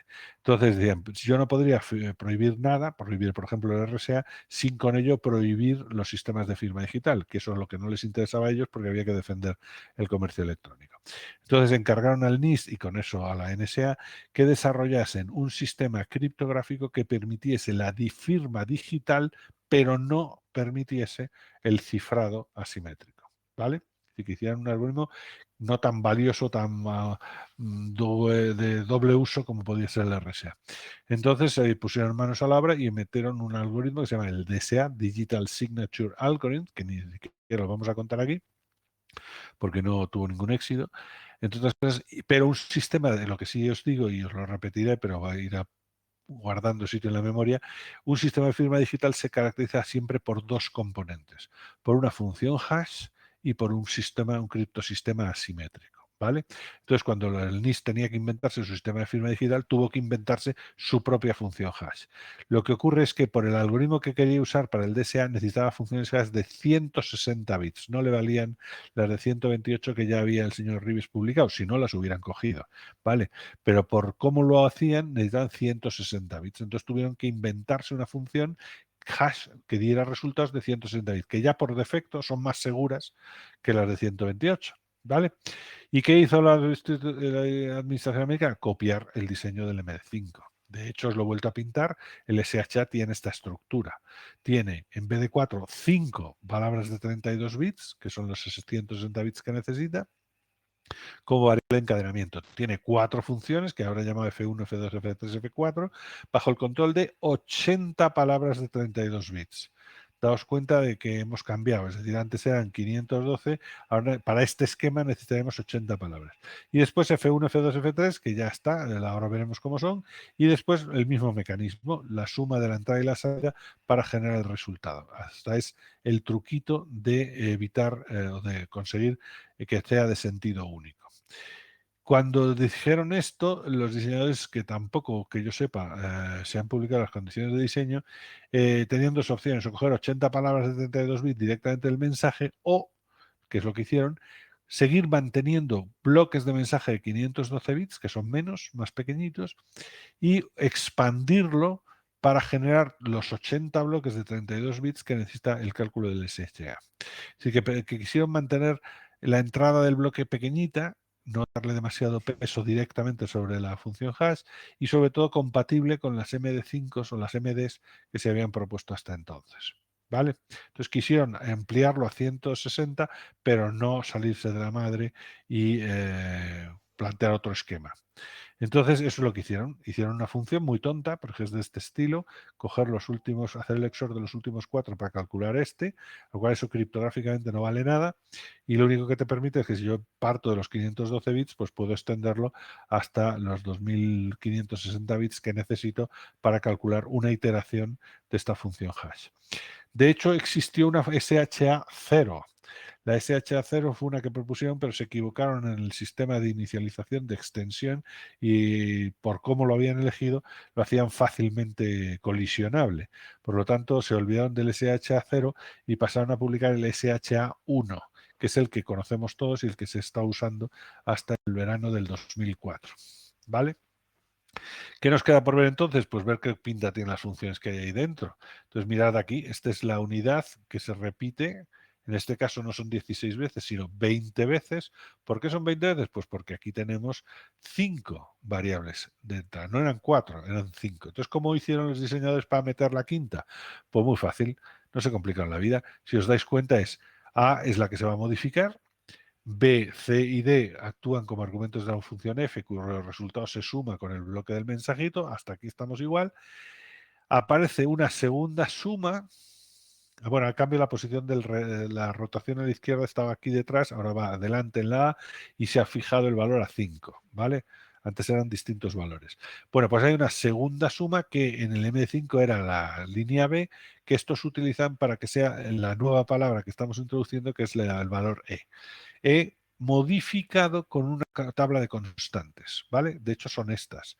En las 19 primeras 20 iteraciones son estas, 40 hasta las 80, es decir, 40. Ay, Dios mío, son 20 y 20-40 y 20-60 y 20-80, ¿vale? Entonces, sumado con estas constantes cuya única finalidad es intentar favorecer el efecto lateral. De hecho, esta misma constante ya es del MD5. ¿De acuerdo? No, perdón, esa viene desde el MD4. Bueno, coge, las modifica, esa nueva variable la suma y el resultado lo pone directamente en la posición, entraba en la posición A, pero el resultado lo pone en la posición E, que es la nueva. Y después lo rota circularmente a la derecha una posición, lo cual esto que acabo de poner en la E pasa a ser la A. ¿Vale? Este es un truquito simplemente para que esto se vuelva a repetir. En el fondo es un desalineamiento. En la secuencia de 20, pues así te aseguras de que le entra el mismo número de veces que las otras. Vale, pues ya está, 20 veces haciendo esto, pues ya simplemente valores de las clases que tengo aquí, solo me queda por saber qué funciones son estas. Y entonces aquí veis las funciones. La F1 es esta, totalmente binaria, no hay ningún problema, no hay ningún efecto. F2 es la todo XOR. Vuelve a ser la F4 todo XOR, es decir, que tampoco le han echado mucha imaginación, y la F3 es una que ya habéis visto, es decir, todas estas funciones las habéis visto en el MD4. ¿Dónde está entonces la gracia del SHA? Pues está en primero que hay una variable más y segundo que estas tablas de constantes y estas sumas ha aumentado el número de sumas considerablemente. Bueno, hay un misterio, nadie sabe por qué coño hay que hacer esta rotación circular de 30 bits a la izquierda, que es 2 a la derecha. en una palabra de 32 bits, pero eso sí, aquí está metido y yo no encuentro explicaciones para esto, pero el estándar lo dice. Las sumas estas sí que está clara para qué están. Están para aumentar la lateralidad de los bits cuando se calcula la función. Vale, a ver cómo andamos de tiempo, 11:18. Bien. Funciones hash disponibles. Funciones hash disponibles hay muchas. De hecho, funciones hash, ya os digo, en los años 90 se parieron un montón de funciones. Muchas de ellas fracasaron en el sentido de que se rompieron. Incluso yo he visto romper una iniciativa española que se llamaba Aquelarre. Un nombre estaba bien, pero que era una función hash. No, perdón, era un cifrador. Claro, eso nos lo contó con las cifras. Pero bueno, en el caso de la Aquelarre, ahora que he empezado os lo cuento, era un cifrador español que lo parieron, lo presentaron en un congreso, porque lo importante en aquel momento era tener alguna función criptográfica a tu nombre. Lo presentaron en un congreso y lo hicieron pues cogiendo trozos, lo hizo un grupo español de Madrid, cogiendo trozos de otras funciones, otros cifradores que sí habían funcionado, lo presentaron en un congreso y antes de que prácticamente terminó la presentación, al día siguiente vino uno de los expertos de esto, preguntó sobre una peculiaridad de ese algoritmo y demostró ese señor que ahí había una metedura de gamba que conducía a poder romper el cifrador. Y de hecho prácticamente lo rompió, lo publicó y el señor Aquelarre tuvo 48 horas de vida como algoritmo criptográfico. De hecho hicieron una modificación, creo que eso fue en el 96 o el 98, hicieron una revisión que yo creo que ya nadie le hizo ni puñetero caso, pues porque ¿qué había pasado ahí? Que es que tú puedes coger los elementos de otros cifradores o otras funciones criptográficas y según los usos los puedes dar lugar a una mierda o algo muy bueno. Por ejemplo, en SHA, que os acabo de decir, que es prácticamente una reedición del MD4 que solo duró 6 años, y en cambio el SHA duró hasta 2004, el SHA1, pues resulta que es que no son las piezas, es también cómo se colocan las piezas, es todo. Entonces ahí no, en el cifrador y en funciones hash ocurre lo mismo. Funciones hash también ha habido muchas que no funcionan. Y todas ellas, curiosamente, están relacionadas con la posibilidad que tiene el atacante de establecer sistemas, eso sí, muy complicados, sistemas de ecuaciones booleanas para saltarse o dificultar o favorecer o tamizar la fuerza el ataque por fuerza bruta. Eso, y porque esas ecuaciones se pueden montar y se pueden resolver iterativamente porque la mezcla lateral, la difusión lateral en el sentido de Shannon no era suficientemente grande. ¿Vale?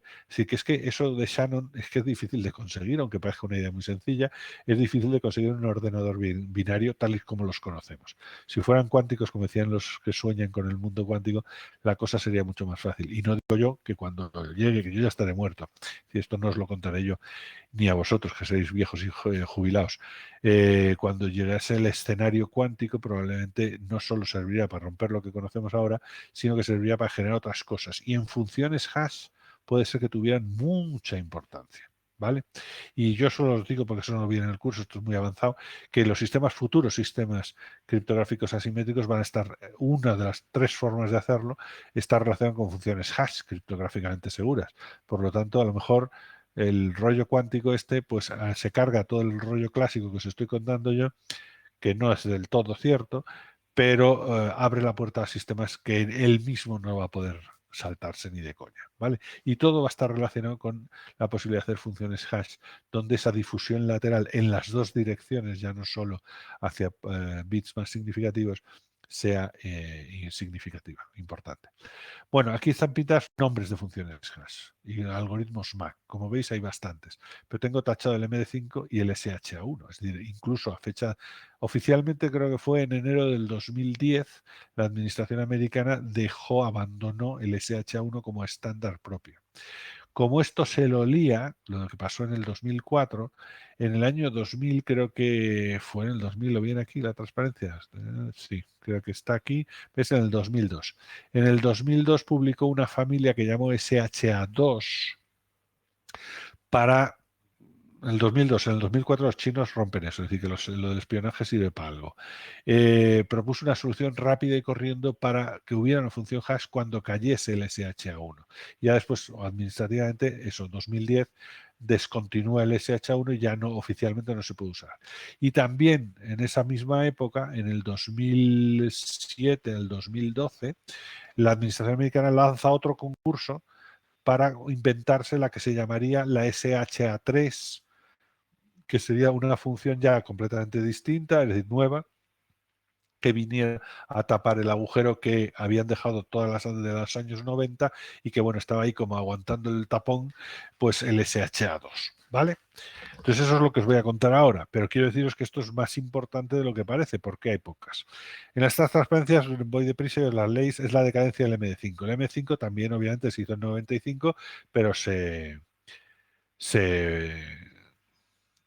perdón, se atacó desde el primer momento. De hecho, en el 2004, esta MD5 Crack se usó para intentar romper la MD5 demostrando su debilidad y que no se consiguió hasta el 17 de agosto del 2004, cuando estos señores ya usando un clúster de ordenador que no es un PC, de los muchachos estos del señor Wang, señora, porque era una mujer, o Wanofen, ya no sé cuál era la mujer, pero bueno, me da lo mismo. Este equipo de investigadores chinos logró publicarlo. De hecho, en el 2005, que esto tuvo mucho impacto, estos señores Lenstra, Wan y Becker falsificaron un certificado digital X509.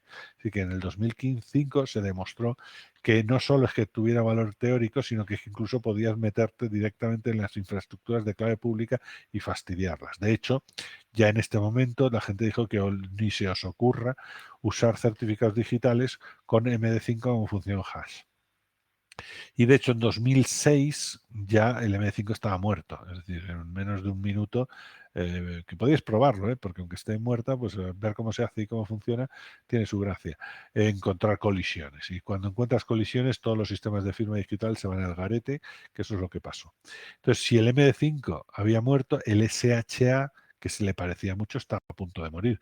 De hecho, os digo que en agosto del 2004 este grupo de investigación chino demostró que eran capaces de fabricar colisiones para el SHA-0, que no es difícil, pero para el SHA-1. ¿De acuerdo? ¿Y todas por qué? Porque si os dais cuenta, todas, MD4, MD5, SHA y hasta ahora, como veremos, SHA-2, se basan más o menos en el mismo principio. Pues claro, cuando tú encuentras una debilidad, esa debilidad es para ese sistema y para todos los que se le parezcan. ¿Qué hicieron los americanos para salvar la situación? Por iniciativa de ellos, en el 2002 publicaron una variante de la SHA-1, es decir, un nuevo diseño del SHA-1 que se llamó SHA-2 y que contiene varias funciones. Una de 224 bits, otra de 256 bits, otra de 384 y otra de 512. Esos son los bits de salida de la función. ¿De acuerdo? Como veis, lo primero que hicieron, aprovechando que todo eso iba a caer, es abandonar el modelo de 160 bits, por supuesto el de 128, porque se había quedado pequeño entonces, y pasar a modelos de 256 y de 512. ¿Cuál es la resistencia criptográfica de una función de 256 bits? Pues 2 elevado a 128. ¿Vale? De hecho, y prepararon la de 512 bits para que cuando ya la de 256 no sea criptográficamente segura, que eso puede ocurrir en unos años, no muchos, tengamos que usar la de 512. ¿Por qué? Porque la resistencia criptográfica de una función hash de 512 bits es de 2 elevado a 256.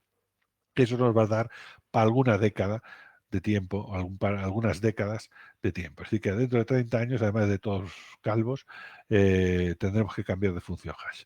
Bueno, el problema no es tanto la longitud, sino además de la longitud, ver cómo está diseñada la función. De hecho, esta familia SH2 es una patente americana, royalty free, significa que la puede usar todo el mundo, fue una donación al mundo mundial. Y lo único que hicieron fue recalcular el sistema. Esto es un esquema de cómo está hecho. Como las hashes de salida son más grandes, ahora ya no puedo poner rectangulitos, sino cuadraditos. Es decir, yo creo que esto está mal, FG, porque parece una A aquí y otra A aquí. No, FG, yo no sé por qué tendría que revisarlo, ¿vale? Tengo 1, 2, 3, 4, 5, 6, 7, 8.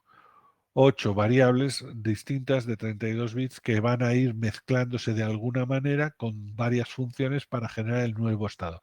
La filosofía es la misma, coger las variables, procesarlas con funciones, sumar todos los resultados y cambiar solo una de las variables en cuestión y rotar como están rotando estos, la A pasa a ser la B pasa a ser la C, y así sucesivamente, rotar todas ellas para que, como si fuera un molinillo así en circular, fueran todas pasando por el papel de todas las variables que tengamos. Y pueden usar, aparecer como argumento de todas estas funciones el mismo número de veces. Y la idea, pues no está aquí contado todo el detalle, pero está en el estándar, es que estas funciones, veis que tenéis una función de 3, otra función de 3 y dos funciones de 1. Bueno, pues lo importante es cuáles son esas funciones, que tampoco voy a entrar mucho en el detalle, pero son booleanas normales y corrientes, y al final lo que hago es sumar la variable que estoy modificando, suma módulo 2 a la 32, suma módulo 2 a la 32, suma, actualización de la variable. Y todo para entrar en este circuito, en esta trituradora, lo que hago es meter este WT es el working, es la palabra del mensaje que estamos procesando, también multiplicada o mezclada con un conjunto de constantes. Así que en el fondo tenemos la misma filosofía general, aunque el dibujo es distinto, muy distinto que el que teníamos en las MD4, MD5, SHA1. ¿Vale? Es decir, aquí haga usted una función binaria con el argumento de las funciones de variables de encadenamiento y después lo sumas todo. Y ya está. Pero tenemos el siguiente problema, es decir, aquí no hay nada nuevo. Es decir, estas funciones me da lo mismo que función binaria sea, podrán tener una confusión mayor o menor, pero no estamos en un cifrado, sino en una función hash. Y aquí los agitadores, los atizadores para provocar la dependencia lateral de las funciones son estas constantes y estas sumas. ¿De acuerdo? Es lo mismo que teníamos en el 9.5. Por eso, y no son tontos, la administración americana dijo, vamos a salir del paso con esta función que aumenta la longitud y me da tiempo hasta que yo pueda parir una bien hecha, que es la SHA3, que ahora mencionaremos. ¿Vale? ¿Cuál es el problema de todas estas funciones? Que se basan en dos paradigmas, el paradigma de Merkel-Dangart y el paradigma de Davis-Meyer. ¿De acuerdo? ¿Cuál es el paradigma de Davis-Meyer? El paradigma de Davis-Meyer es cómo se consigue el sentido único. Es decir, esto de coger una función compleja, por ejemplo, puede ser reversible o irreversible, es decir, esto puede ser un cifrador incluso. Y de hecho, os invitaría a que mirarais en las funciones que os he enseñado del MD4 y MD5 y que alguien me diga si eso es reversible o no es reversible. Por a lo mejor se lleva la sorpresa de que sí son reversibles. Pero bueno, a lo que vamos. Este truco de usar una función compleja, sea cifrador reversible o no reversible, bajo el control de una clave que en el fondo va a ser el mensaje, el bloquecito del mensaje, el que va a actuar como clave, que lo que va a hacer es actualizar un valor de la variable de encadenamiento, es decir, va a coger un valor, el que tenga ahora mismo, lo va a procesar y lo que obtenga lo va a mezclar con la entrada para generar la salida. Este paradigma es el que encontraron los señores Davis y Meyer para evitar la invertibilidad y para que yo no pueda ir hacia arriba. De hecho, para ir para arriba es tan difícil como romper este sistema de cifrado. Cuidado, en este caso estamos conociendo la clave, es decir, no es exactamente decir, tengo la entrada y tengo la salida y entonces calculo la clave. Depende. Es decir, si yo puedo conocer el mensaje y quiero simplemente ver el valor anterior compatible con este resultado u otro variable anterior compatible con este estudio, no me queda más remedio que probar con esta cómo se cifran y que estos dos den lugar a este resultado.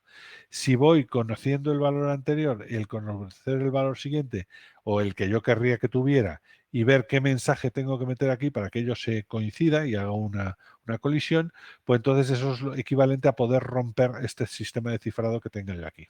Entonces, si el sistema este es bueno y tiene una confusión alta en el sentido de Shannon, pues el sistema será muy seguro. Si no la tiene, como ocurre en las SHAs, pues resulta que esto será más fácil de romper. ¿Vale? Y esto es recordar que se hacía en las SHAs y en las MDs en paralelo en bloques de 32 bits, es decir, que no había mezcla entre las palabras. El one way o la característica de sentido único se hacía en cada uno de los cuartos de la función de encadenamiento, no en toda la variable de encadenamiento, lo cual eso simplifica el trabajo del atacante. Y el otro paradigma que usan todas ellas es el paradigma de Merle-Dangart. Dangart y Merkel es americano, pero Dangart es danés, pues estos fueron los primeritos que se les ocurrió la idea de eso, de ir cortando filetitos del mensaje para procesarlos y acabar en un resultado final. Esta filosofía de usar una función de compresión, una función de colisión, tantas veces como haga falta, es buena, si es buena, es la que han usado todos, pero tiene un inconveniente. Y es que al hacerlo así, tenían una variable de encadenamiento relativamente pequeña. De hecho, tenéis 128, 160 y en las de SH4, SH2, 256 bits. Claro, si esos son pocos bloquecitos de mensaje los que tengo que procesar, puede ser que valga. Pero imaginaos que tengo que procesar una película de 1,2 gigas. Pues entonces resulta que ahí va a haber un montón de iteraciones. Entonces, el problema del Merkle-Dangar es que el tamaño, la memoria, es decir, ¿qué es lo que relaciona una iteración con la siguiente? La variable de encadenamiento.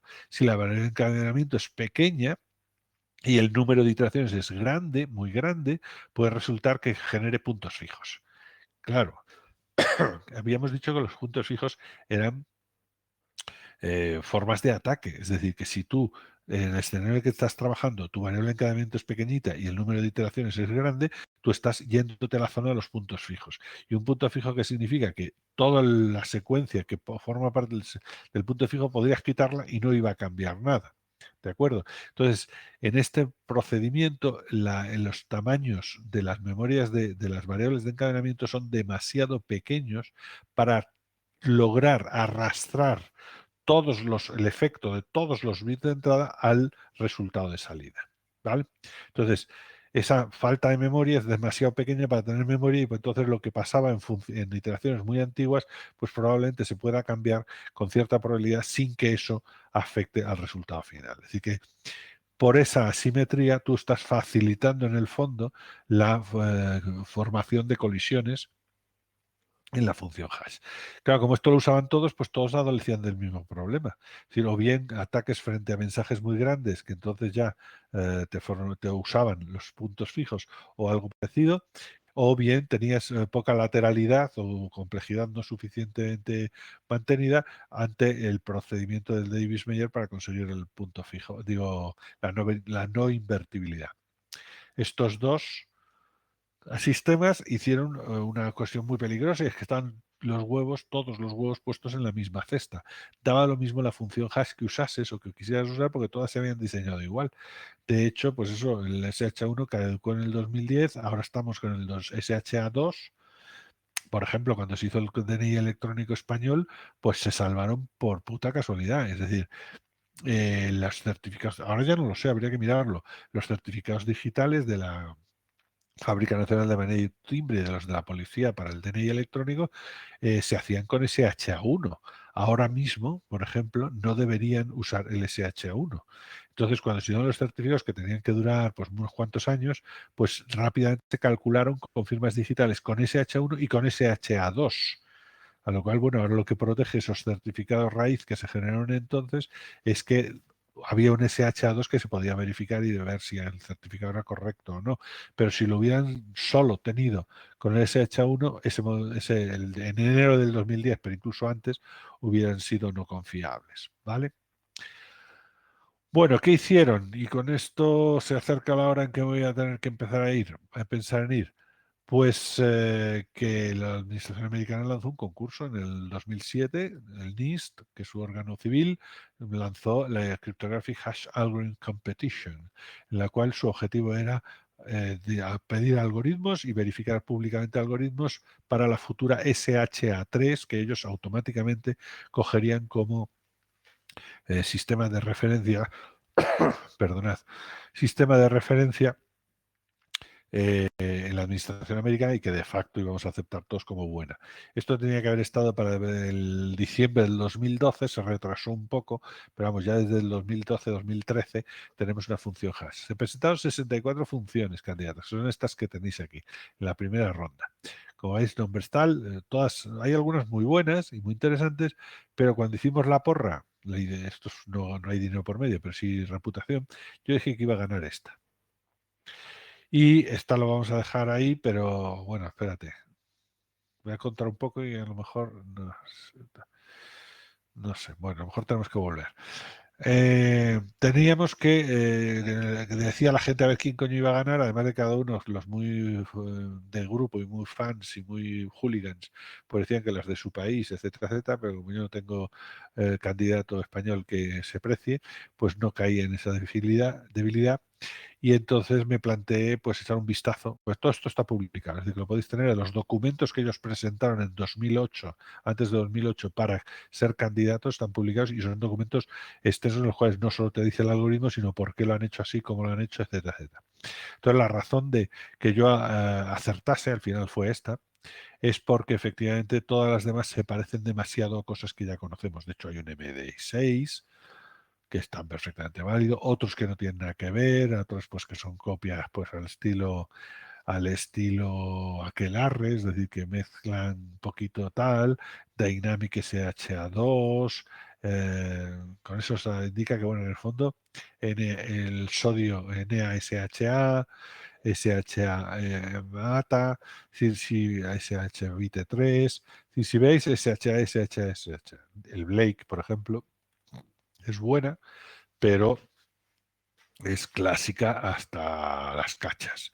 ¿Qué quiere decir con clásica hasta las cachas? Que siguen cumpliendo el paradigma de Merle-Dangar y el paradigma de Davis-Meyer. Es decir, la inmensa mayoría, por no decir todas, las que veis aquí, resulta que se siguen basando, se siguen construyendo con los mismos principios de las que han caído.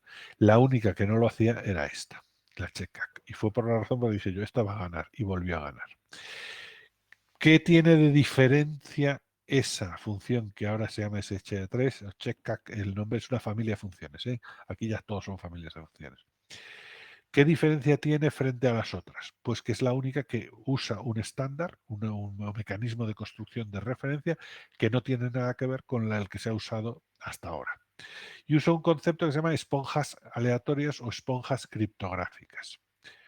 Vamos a ver, ¿qué es esto de las esponjas? Primero es un cachondo los que se dedican a esto por llamarlo esponjas. Esponjas es porque en el fondo es un procedimiento criptográfico en el cual hay dos fases. Una fase en la cual se va recuperando toda la información del argumento de entrada, toda, y cuando se termina se procesa para generar la salida.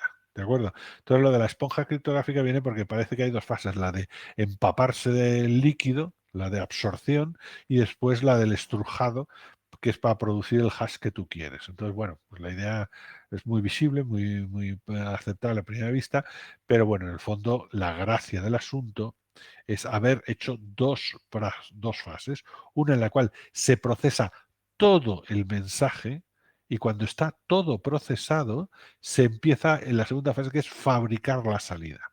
Si os dais cuenta, en los modelos anteriores yo iba actualizando la variable de encadenamiento con el efecto del último bloque. A lo cual, cuando tú publicabas el resultado, estaba demasiado cerca del último bloque, cerca del penúltimo bloque y también cerca del antepenúltimo bloque. Es decir, había una distancia entre la salida y los distintos bloques del mensaje diferente. ¿Vale? Es decir, incluso cuando tú planteabas ecuaciones binarias para intentar ver cómo depende un bit de otro, etcétera, etcétera, pues se notaba. Es decir, las primeras ecuaciones eran facilonas, las segundas menos facilonas, las terceras menos facilonas y las cuarto, quinto, sexto bloque eran ya bastante jodidas. ¿Vale? Es decir, eran muy grandes, quiero deciros. Esa es una de las características de las esponjas aleatorias que los chicos que propusieron la que ganó dijeron, vamos a hacerlo así. Es decir, vamos a claramente separar lo que es el proceso de digestión de la entrada y cuando ya hayamos digerido todo bien digerido, entonces nos planteamos un problema de generación de la salida. Otra de las características fundamentales es el estado interno. El estado interno que en las funciones hash clásicas eran en el MD5 eran las variables de encadenamiento, es decir, 128 en el MD5, 160 en el SHA.